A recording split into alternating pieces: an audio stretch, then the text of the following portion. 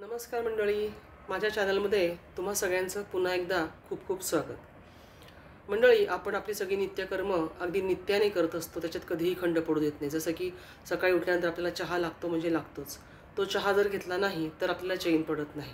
बऱ्याच जणांचा दिवस चहा जर नाही घेतला तर सुरूच होत नाही।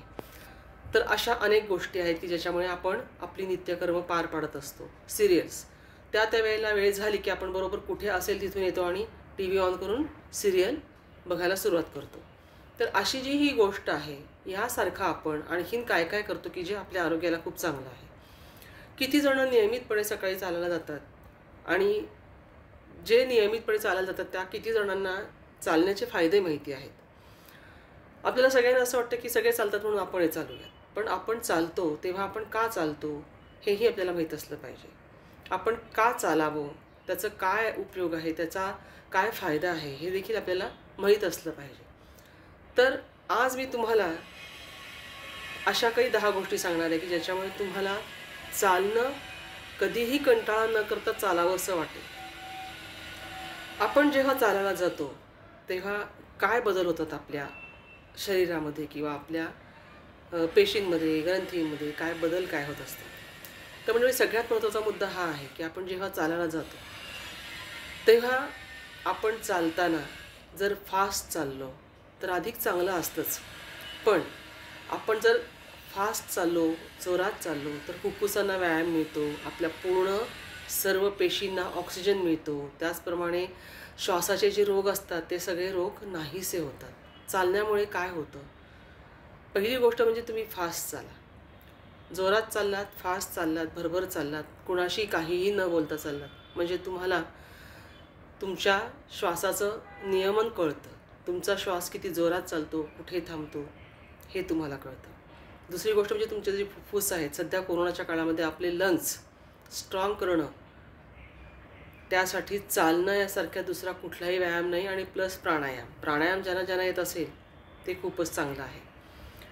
तर त्याच्यामुळे फुफ्फुसाचा आपल्याला कुठलाही त्रास होत नाही, फुफ्फुसाचे कोणते रोग होत नाहीत आणि भरपूर प्रमाणात ऑक्सिजन आपल्या फुफ्फुसामध्ये जात असतो, लंग्समध्ये जात असतो। हे झालं एक पहिलं कारण। दुसरं कारण असं आहे की ज्या लोकांना टेकडी, डोंगर किंवा कुठेही चढावावरती चढण्याची जर सवय असेल तर ती अधिक चांगली आहे। तुम्ही रोज जर सरफेसवर चालत असाल तर कधीतरी केव्हा तरी 15 दिवसातून एकदा आपण टेकडीवर किंवा डोंगरावर तरी गेलं पाहिजे आणि चाललं पाहिजे, कारण टेकडीवर चालण्याने आपल्याला खूप दम लागतो, खूप घाम येतो। खूप घाम आला की आपल्या शरीरातली जी विषारी द्रव्ये असतात ती त्या घामाच्या रूपामध्ये बाहेर पडतात आणि जे आपण टेकडीवर चालतो त्यामुळे आपले जे स्नायू गुडघ्याचे असतात, ते मांडीचे स्नायू, तळवे, ह्या सगळ्यांना जबरदस्त व्यायाम होतो आणि आपण जे स्पोर्ट शूज जे असतात ते जर वापरले तर त्याच्यामुळे आपल्याला तळवे दुखण्याचा त्रास होत नाही। त्याच्यामुळे आपण चालताना म्हणजे नॉर्मल चालताना सुद्धा, सरफेसवर चालताना सुद्धा आपण शूज वापरले पाहिजेत। खूप जण चप्पल घालून चालतात, तर तसं उपयोगाचं नाही आहे। तुमच्या टाचा किंवा तुमचे पाय, तळपाय म्हणजे पुढे जाऊन दुखायला नको, म्हणून ती आपण काळजी घेतलेली पाहिजे। तर त्यासाठी स्पोर्ट शूज वापरा। तर आपण जे टेकडीवर चढायला जातो त्याच्यामुळे आपल्या हार्टचं पंपिंग होतं, हृदयाचं पंपिंग होतं। म्हणजे आपण जेव्हा सायकलमध्ये हवा भरतो की नाही, तेव्हा ती हवा भरल्यानंतर जसं ते सायकलचं चाक असं हळूहळू फुगायला लागतं, हो की नाही, त्याच्यात हवा भरली जाते। तसं आपण जसजसं वरती चढतो किंवा धावतो, पळतो, हे पण एक व्यायाम आहेत आपले, तर ते सुद्धा करताना आपल्या हृदयाचं पंपिंग जोरजोरात होतं, फास्ट होतं आणि त्याच्यामुळे आपल्याला हार्ट अटॅक येण्याचे संभव खूप कमी असतात। म्हणजे जवळजवळ नाही म्हणलं तरी चालेल, हार्ट अटॅक येणार नाही, कोलेस्ट्रॉल वाढणार नाही, बॅड कोलेस्ट्रॉल वाढणार नाही, ट्रायग्लिसराईडचा प्रॉब्लेम येणार नाही। ह्या सगळ्या गोष्टी ह्यापासून आपण अवॉइड करू शकतो।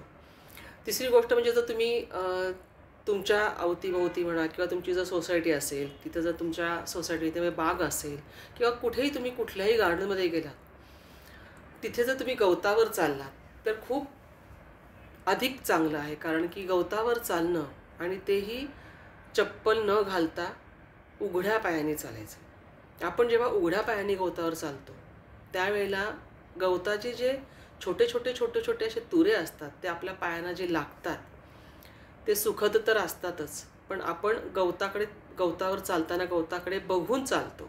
म्हणजे तुम्ही बघा, पाऊस पडल्यानंतर आपल्याला कसा एक हिरवळ अशी दिसते डोळ्यांना, एकदम सृष्टी सुंदर होते आणि आपल्या डोळ्यांना एकदम गारवा वाटतो. तसं आपण गवताकडे बघून जर चाललो तर आपल्या डोळ्यांना गारवा वाटतो. हे पहिलं. आणि दुसरं म्हणजे आपण आपल्या पायांना त्याचे जे तंतू लागतात, त्याच्यामुळे आपल्या ज्या पेशी असतात, ज्या स्नायू असतात पायांचे, तळपायांचे, ते स्नायू उत्तेजित होतात आणि त्याच्यामुळे गवतावर चालणं अधिक चांगलं. आणि सगळ्यात महत्त्वाचं ह्याच्यासाठी आहे की त्यामुळे आपल्या डोळ्यांची दृष्टी चांगली होते, सुधारते. आणि आपल्याला जर चष्मा नसेल तर तो लागणार नाही, पण असेल तर नंबर वाढणार नाही, असा ह्याचा उपयोग होतो.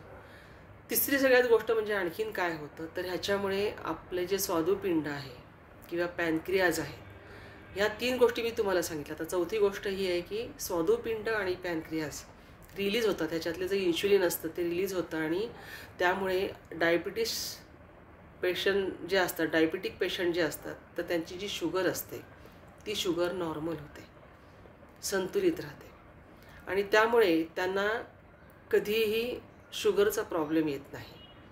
म्हणजे ती निदान वाढणार तरी नाही. म्हणून चालणं हे, म्हणून तुम्ही बघा, शुगर ज्यांना असते किंवा जे डायबिटिक पेशंट्स असतात त्यांना डॉक्टर नेहमी सांगतात की तुम्ही चालण्याचा व्यायाम चालू ठेवा. कमीत कमी 45 मिनटं रोज चाललं पाहिजे, असं डॉक्टर सांगतात.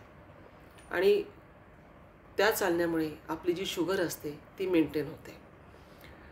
तिसरं म्हणजे तुम्ही जेव्हा चालता, 5वी गोष्ट ही आहे की तुम्ही जेव्हा चालता तेव्हा चालताना तुमचा जो बॅकबोन आहे तो बॅकबोन तुम्ही सरळ ठेवला पाहिजे.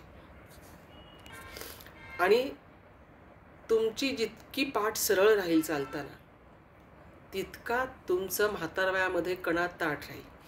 आणि जेवढा कणा ताठ राहील तेवढा तुम्हाला म्हातारपणी त्याचा त्रास होणार नाही. आणि सगळ्यात महत्त्वाचं हे आहे की कणा ताठ असेल तर तुमची जी बुद्धिमत्ता असते ती तीव्र राहते. त्याचप्रमाणे तुमचं जर का म्हणजे अल्झायमरचा जो प्रॉब्लेम असतो बघा, काही जणांना अल्झायमरचा प्रॉब्लेम असतो, तर तो प्रॉब्लेमसुद्धा येत नाही. तुमचा कणा जर ताठ असेल तर तुमची स्मृती स्ट्रॉंग राहते, तुमची बुद्धिमत्ता स्ट्रॉंग राहते. म्हणजे स्ट्रॉंग कणा करण्यासाठी, म्हणजे सरळ पाठ ठेवून चाललं, सरळ कणा ठेवून चाललं, कणा इज इक्वल टू बुद्धिमत्ता प्लस स्मृती. अल्झायमरचा त्रास अशा लोकांना खूप कमी होतो. तिसरी आणखीन एक महत्त्वाची गोष्ट म्हणजे असं आहे की मी सारखं तिसरी हा शब्द बोलते कारण की माझी ती सवय आहे. पण ॲक्च्युली आत्तापर्यंत माझ्या या 5 गोष्टी सांगून झाल्या. तर 6वी गोष्ट अशी आहे की आपला खांदा, आपली कंबर आणि आपले गुडघे हे जे असतात, हे चालण्यामुळे त्यांच्या स्नायूंना खूप चालना मिळते आणि जे ब्लड सर्क्युलेशन आपण म्हणतो ते नियमितपणे त्याच्यात चालू राहतं. तुम्ही खूप जण असं होतं बघा, गुडघे दुखत असतील तर डॉक्टर्स म्हणतात की तुम्ही वरती चढू नका किंवा तुम्ही सरफेसवर चाला, पण खूप चालू नका. तुम्हाला असं वाटलं की थकलो आहे किंवा गुडघे दुखतात तर बसून जा. पण मला असं वाटतं की आपण जर चालत राहिलो, खूप जणांचा हा अनुभव आहे की आपण, डॉक्टर सांगतात हे ऐकायचंच आहे, पण काही गोष्टी आपल्या मनाने पण करायच्या असतात. म्हणजे आपण जर का असंच बसून राहिलो तर आपल्या स्नायूंना चालना मिळत नाही आणि ते आणखीन अवघडल्यासारखे होतात. म्हणून डॉक्टर जरी किती म्हणाले तरी आपण चालायचं, आपल्या अंदाजाने चालत राहायचं आणि त्या स्नायूंना आपण ब्लड सर्क्युलेशनचा पुरवठा करत राहिलं पाहिजे.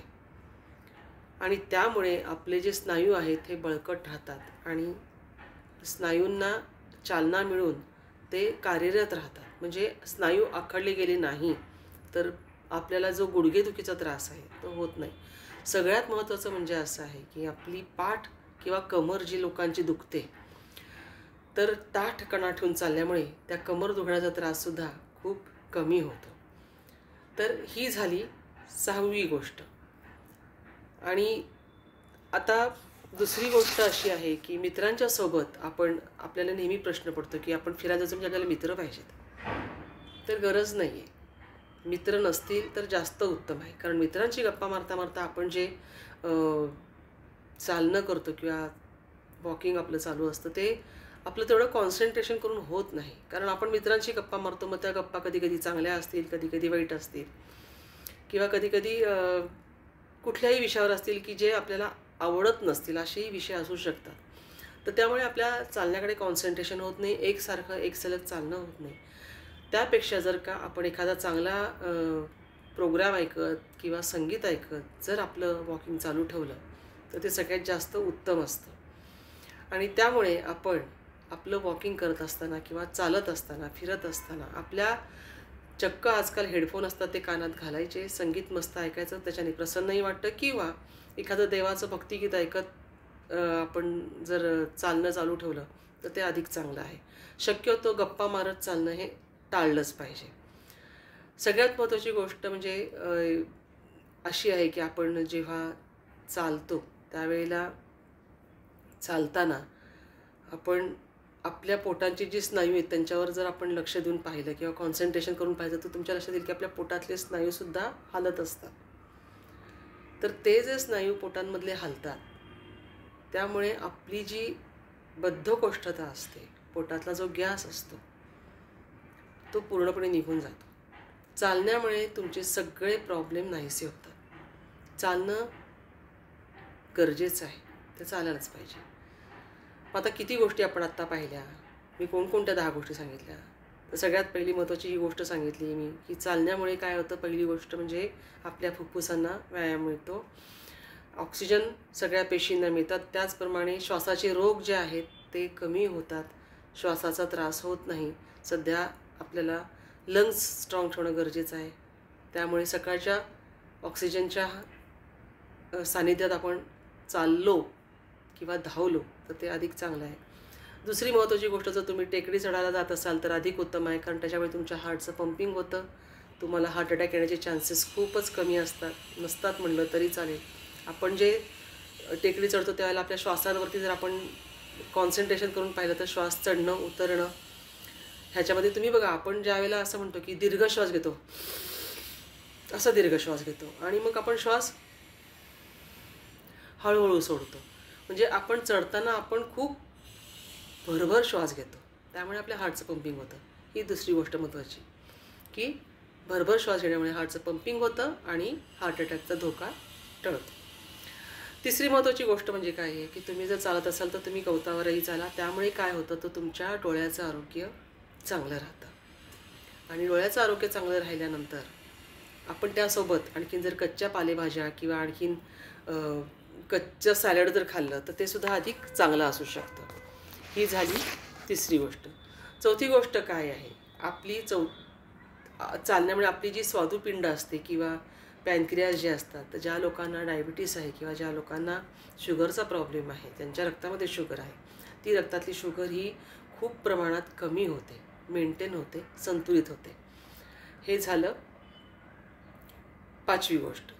6वी गोष्ट काय आहे, तुम्ही नुसतं चालण्यापेक्षा कधीकधी मैदानी खेळसुद्धा खेळू शकतात. मैदानी खेळ खेळल्यामुळे काय होतं, आपण आता लहान मुलं असतात बघा, आपण आता आजी आजोबा असतात किंवा आपली स्वतःची लहान मुलं असतात, त्यांच्यासोबत जर आपण क्रिकेट बॉल खेळलो, त्यांच्यासोबत जर वर खाली जिन्यावरती आपण जो तसा गेम खेळला किंवा आणखीन कुठलाही व्यायाम त्यांच्यासोबत मैदानी खेळ म्हणजे फुटबॉल खेळला किंवा आपण जर टेबल टेनिस खेळलो, बॅडमिंटन खेळलो, तर हाही एक व्यायाम आहे, तो सुद्धा आपण सहजपणे खेळू शकतो. ह्याच्यामुळे सुद्धा काय होतं, आपल्याला आपोआप प्राणायाम घडतो. ही झाली 6वी गोष्ट. 7वी गोष्ट काय आहे, तुम्ही चालताना तुमचा बॅकबोन जो आहे तो बॅकबोन सरळ ठेवायचा, सरळ ठेवून चालायचा. सरळ ठेवून चालल्यामुळे तुम्हाला अल्झायमरचा त्रास होत नाही. सगळ्यात महत्त्वाचं म्हणजे तुम्हाला तुमचा जो पाठीचा कणा आहे हा म्हातारपणी तुम्हाला त्रास देत नाही आणि तुम्ही पाठीचा कणा ताठ ठेवून चालत म्हणजे तुमची बुद्धिमत्ता आणि तुमची स्मृती ही स्ट्रॉंग राहते. ही झाली 7वी गोष्ट. तर 8वी गोष्ट काय आहे, तर तुमचे हे खांदे जे असतात, हे खांदे म्हणजे हा शोल्डरचा भाग, पाठीचा मणक्याचा भाग, हे स्ट्रॉंग होतात. चालण्यामुळे काय होतं, पाठीचा कणा आपण ताठ ठेवून चालतो, त्याच्यामुळे खाली जी एक पाठीचा कण्याचा जो मणका असतो तो मणका पूर्णपणे खालपर्यंत जात असतो, तर तो चालताना अजिबात कुठेही त्याला धक्का लागत नाही, त्यामुळे तो व्यवस्थित राहतो. ही झाली 8वी गोष्ट. आणि काय होतं दुसरी गोष्ट म्हणजे आपल्या या ज्या नसा असतात ना, या सगळ्या रिलीज होतात, मोकळ्या होतात. आता 9वी गोष्ट अशी आहे की तुम्ही चालताना कॉन्सन्ट्रेशन करून चाललं पाहिजे. गप्पा मारत चालायला नाही पाहिजे. ही 9वी गोष्ट आहे. तुम्ही कानामध्ये काहीही ऐकत चाला. चांगली गोष्ट ऐकायची कुठलीही. म्हणजे सकाळी तुमचे चांगले विचार ऐकत चाला किंवा संगीत ऐकत चाला. तेही खूप फायद्याचं असतं. 10वी गोष्ट अशी आहे की तुम्ही चालतात म्हणजे त्यावेळेला तुमच्या पोटातले जे गॅस असतात, ते पोटातले गॅस, बद्धकोष्ठता हे सगळं चालणं कमी करतं. तुमच्या स्नायूंवर, तुमच्या पोटाच्या स्नायूंवर जर तुम्ही लक्ष ठेवलं तर तुमच्या लक्षात येईल की पोटांमधले स्नायू जे आहेत ते सुद्धा हलत असतात. तर त्यामुळे 10वी गोष्ट ही आहे की तुम्ही पोटाच्या स्नायूंवर लक्ष द्या, कॉन्सन्ट्रेशन करून चाला आणि तुमचा जो गॅस होण्याचा प्रकार आहे किंवा बद्धकोष्ठाचा ज्यांना त्रास होतो तो कमी होतो. आता अशा या 10 गोष्टी मी तुम्हाला आज इथे सांगितल्या. तर मी आणखीन एवढंच सांगू इच्छिते की तुमचा चालण्यामुळे तुमचा हृदय, तुमचा मेंदू, तुमचे डोळे हे सगळे खूप चांगल्या प्रकारे चांगल्या सुस्थितीमध्ये राहतात. त्याचप्रमाणे तुम्ही जेवणाच्या अर्ध्या तासानंतर सुद्धा चालू म्हणजे जेवण झाल्यानंतर लगेच चालायला जायचं नाही. कारण की जेवण झाल्यानंतर जेवण जे असतं ते आपल्या लहान आतड्यात जात असतं आणि त्यामुळे त्याला तेवढा वेळ आपण दिलेला पाहिजेच. तो जर नाही वेळ आपण दिला त्यांना तर मग त्या चालण्याला अर्थ नसतो. कारण मग ते चालणं काही कामाचं होत नाही. म्हणून जेवल्यानंतर अर्ध्या तासाने चालायचं. त्याच्यानंतर आपल्याला म्हणजे सगळ्यात महत्त्वाची गोष्ट मला ही सांगायची की आपल्याला जर आरोग्य कमवायचं असेल तर आरोग्याची गुरुकिल्ली काय आहे? आरोग्याची गुरुकिल्ली ही आपल्या हातामध्येच आहे. जसं आपण तिजोरी उघडतो ना, तिजोरीमधनं पैसे काढतो हो की नाही. आपल्या तिजोरीचा आणखीन म्हणजे आपल्या तिजोरीत आणखीन एक मेन तिजोरी आतमध्ये असते. तिचा आपण कप्पा उघडला की त्याच्यातनं आपण पैसे काढतो, जेवढं हवे तेवढे वापरतो आणि परत तिजोरी बंद करून ठेवून देतो. तर आपल्याला ही निरारोग्याची जी तिजोरी आहे ही बंद करायचीच नाही, ही चालू ठेवायची आपल्याला. आपल्याला जे काही गोष्टी आपल्याला गरजेच्या आहेत ह्या तिजोरीमध्ये अशा त्या बंद करून ठेवायच्या. त्या गोष्टी बंद करायच्या. म्हणजे कशा? तर ह्या गोष्टी वेळ झाली की त्याप्रमाणे बाहेर काढायच्या आहेत. निरारोग्याच्या तिजोरीमध्ये तुमचं वॉक, तुमचा प्राणायाम, तुमचा आणखीन योगा जे काही असेल ते सगळं, तुमचा नियमितपणा, तुमचं खाणं पिणं हे सगळं त्या तिजोरीत बंद करायचं आहे. आणि ज्या वेळेला म्हणजे सकाळी 7 वाजले, 6 वाजले, ज्यांची जी वेळ असेल त्याप्रमाणे तिजोरीच्या चाव्या उघडा आणि त्याला बाहेर काढा, वॉकला जा. घरी आल्यानंतर परत तुम्हाला फळं खाल्ली पाहिजेत. त्यावेळेला ती तिजोरीची चावी उघडा, फळं खा, नाश्ता करा. त्यावेळेला ज्या तुम्ही बाकीच्या गोष्टी करतात त्याचप्रमाणे चालणं हा व्यायाम तुमचा खूप आवश्यक आहे, गरजेचा आहे आणि तो केलाच पाहिजे. चालणं हे तुम्हाला निरोगी ठेवतं, आयुष्यमान ठेवतं आणि निरारोग्य देतं. तुम्हाला सर्व आजारांपासून दूर ठेवतं. तुम्ही जितकं चालाल तितकं चांगलं आहे. आणि म्हणूनच मी आज पुन्हा इथं सांगते की चालणं कायम चालू ठेवा. चालण्याला कधीही खीळ बसता कामा नये. कोरोनाने तुम्हाला घराच्या बाहेर पडू नका हे सांगितलं असलं तरी तुम्हाला चालू नका असं सांगितलेलं नाही आहे. जिथे मोकळा एरिया असेल, जिथे खूप माणसं नसतील किंवा असतीलही, तुरळक माणसं असतील, पण चालणं हा व्यायाम, ऑक्सिजन शरीरात जाणं हा व्यायाम, लंग्समध्ये जाणं हा व्यायाम खूप गरजेचा आहे. अशा ठिकाणी तुम्ही मास्क काढूनसुद्धा चालू शकता किंवा अगदीच शक्य नसेल तर आपल्या घराच्या गच्चीवर जा, तिथे मास्क काढून तुम्ही तुमचा वॉक करू शकता, तिथे तुम्ही प्राणायाम करू शकता. पण चाललात तर चालाल, म्हणून चालत राहा. धन्यवाद. मी आज इथेच थांबते. तुम्हाला माझा हा व्हिडिओ कसा वाटला कमेंटमध्ये जरूर कळवा. शेअर करा, लाईक करा आणि सबस्क्राईब करा. बेल आयकॉनवर क्लिक करायला मात्र विसरू नका. नमस्कार. धन्यवाद.